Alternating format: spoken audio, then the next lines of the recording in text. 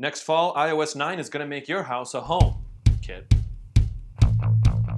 Hey everybody, I'm David Geisler. This is the Technophiles Newscast, and this is part 2 of an iOS 9 episode that we started on Monday. Clickety click, click, click, click. Click on this thing. But be sure to come back because today we are talking about HomeKit. So like I said on Monday, we are focusing on features of iOS 9 that are kind of hidden and aren't being talked about quite as much.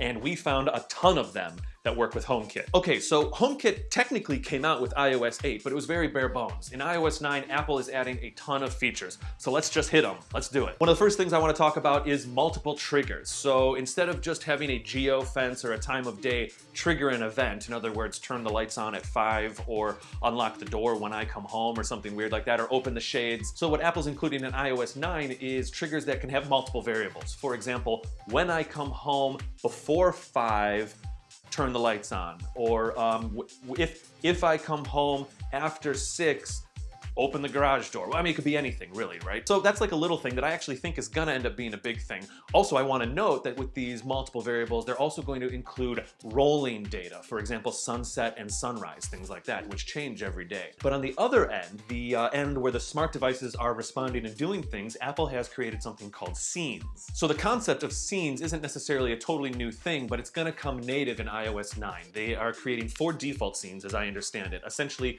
a wake up scene, a leave for work scene, a come home from work scene, and a go to bed scene. You know, this is kind of breaking the day up into 4 quadrants. And so what that means is you could say, well, in the evening, I would like these lights to be at this percentage, these lights to be a little lower. If it's warm, have the air conditioning on, close my blinds when I go to bed, lock my doors when I go to bed, and create all these variables that execute when triggered by something. I hope I'm not getting too wordy here, but I think you can kind of imagine a scenario where there are multiple pieces of data that would trigger an event, and when that event is triggered, now multiple things can happen. This is kind of cool, but you can even imagine a scenario where maybe you have a couple sensors in your garage, and if the air quality gets undesirable, you can program it to open up windows at any time, or don't do it at night, or something like that.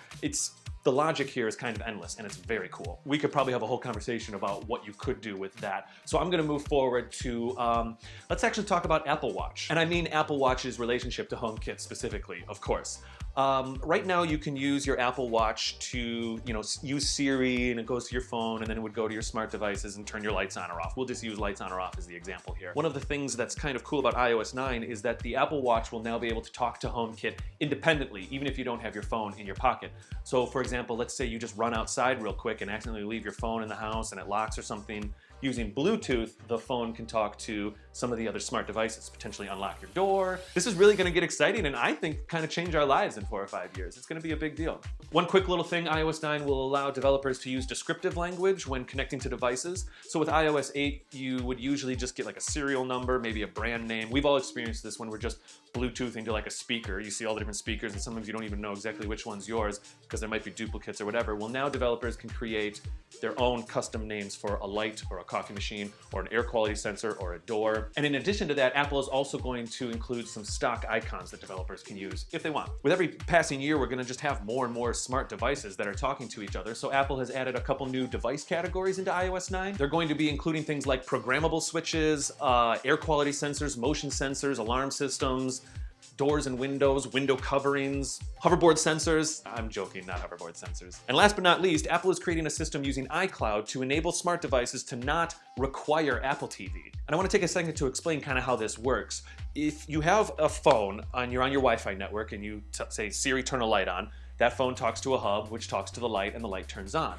If you are not on your internal network, for example, you're on LTE or you're away from home and you say, Siri, turn my living room lights on, Siri actually goes and talks to the Apple TV, which kind of works as the antenna for the home, which then talks to the bridge and then talks to the smart devices. Apple likes this plan because Apple TV, of course, runs off your iCloud account and kind of shake hands with whatever signals are coming in from your phone. So that's interesting to me, at least. I think it could be pretty important. And I should note that Apple is offering this service completely free to developers. Crazy stuff. I mean, there's a lot going on with HomeKit. There's other companies that are working on HomeKit style technologies as well. And a lot of this we're not really going to be using in our lives for a couple years, but the seeds are being planted and I am super excited about it. Okay, so there it is, guys. iOS 9 did receive some criticism this year for basically just kind of playing catch up to Android and stuff like that with things, of course, like like multitasking on the iPad Air 2 and things like that, but we thought that it was kind of cool to dig deep and try to find some of these other weird little features that we think would be beneficial. Now, if there are some features that we didn't talk about that you think are particularly cool, please put them in the comments down below or tweet them to us at TechnophilesPod. We'll be happy to have a conversation on the old Twitters about it. Otherwise, you can find us at Facebook and iTunes by searching Technophiles, or go to our actual website, technophilespodcast.com, where you can check out this show and our actual podcast, the Technophiles Podcast. Okay, guys, I'll see you Friday. This was a long one, but it was fun. See you then. All right, guys, so like I said, if you want to see the first half of this episode, click right here. We talked about some other iOS 9 features on Monday. Or it looks like V's over here still chatting about video games. Actually, a pretty cool story about Steam offering refunds. Or you can always subscribe right here.